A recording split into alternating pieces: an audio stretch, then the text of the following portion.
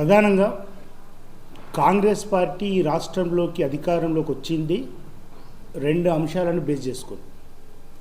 ఒకటి, BRS party నాయకుల మీద, నాయకత్వం మీద, వ్యక్తిగతంగా పార్టీ మీద దుష్ప్రచారం చేయడం ద్వారా.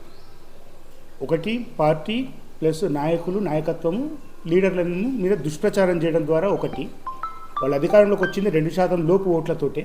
కరెక్ట్ చెప్పాలంటే 1.87% ఓట్ల తేడాతోటి వాళ్ళు అధికారంలోకి వచ్చారు కాంగ్రెస్ పార్టీ.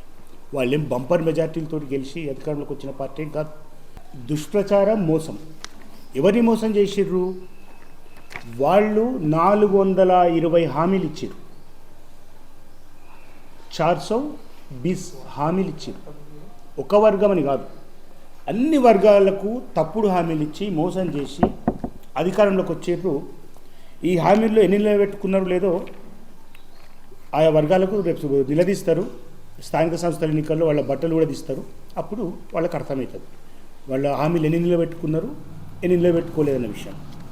అయితే ముఖ్యంగా ప్రస్తుతం బీసీల విషయానికి వస్తే, కాంగ్రెస్ పార్టీ ప్రజాప్రతినిధులు, ముఖ్యంగా ఎమ్మెల్యేలు కానీ, మంత్రులు కానీ, ముఖ్యమంత్రి గారు కానీ, ఉప ముఖ్యమంత్రి గారు కానీ ఏం మాట్లాడుతున్నారు అంటే, తెలంగాణ రాష్ట్రంలో చారిత్రాత్మకమైన సర్వే చేసినాం మేము అని చెప్పి మాట్లాడుతున్నారు.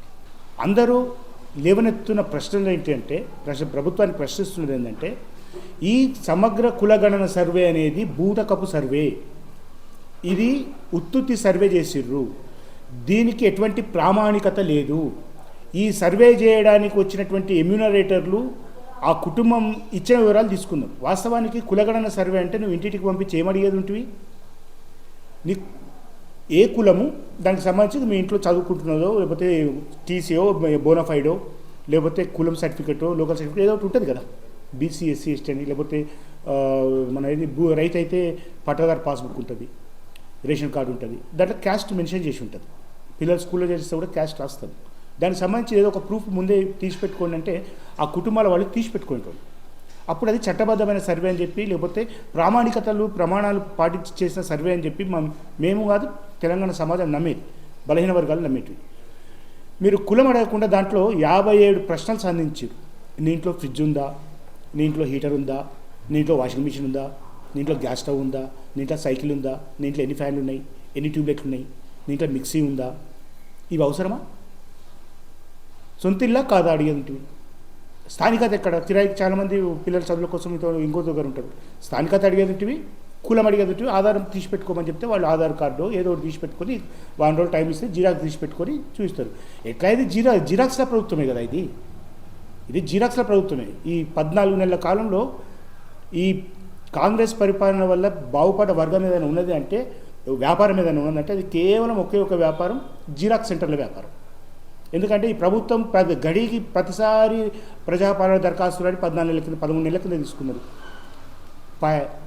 మళ్ళీ తర్వాత ఇంకో దరఖాస్తులు అన్నారు, ఇంకో దరఖాస్తు అంటారు. ప్రధానికి దరఖాస్తు పెట్టుకోండి అంటే పనులు బంద్ చేసుకొని ప్రజలు జిరాక్స్ సెంటర్ చుట్టూ తిరిగి ₹2 ఇవ్వాల్సిన జిరాక్స్కు ₹50, ₹100 కూడా కట్టి ఇచ్చింది. సరే, వాళ్ళు జిరాక్స్ సెంటర్లో బాగుపడ్డారు అనుకుందాం. ప్రభుత్వం ఎటువంటి ప్రామాణికత లేకుండా సర్వే చేసి ఇదే నిజమని బీసీలను నయవంచనకు గురి చేస్తుంది. దానికి మేము లేవనెత్తే ప్రశ్న ఏంటంటే, 2011 సెన్సస్ నుంచి ఇప్పటి వరకు, అంటే ఈ 14 సంవత్సరాల కాలంలో జనాభా పెరుగుతుందా, తగ్గుతుందా? ఏ దేశమైనా, ఏ ప్రాంతమైనా, ఏ రాష్ట్రమైనా, ఏ జిల్లా అయినా, ఏ ఊరైనా, ఎక్కడైనా జనరల్గా గ్రోత్ రేటు, జనన మరణాల రేటు అని ఒకటి ఉంటుంది. ప్రతి సంవత్సరము సగటున ఇంత శాతం జనాభా పెరుగుతుందని చెప్పి ఒక ఫార్మాట్ ఉంటుంది. ప్లానింగ్ డిపార్ట్మెంట్ దగ్గర ఉంటుంది. ఎవరి దగ్గర ఉంటుంది? ప్రణాళికా శాఖ దగ్గర ఉంటుంది. ప్రస్తుతం ఆ శాఖ ఎవరి దగ్గర ఉందంటే మన బట్టి విక్రమార్క గారి దగ్గర ఉంది.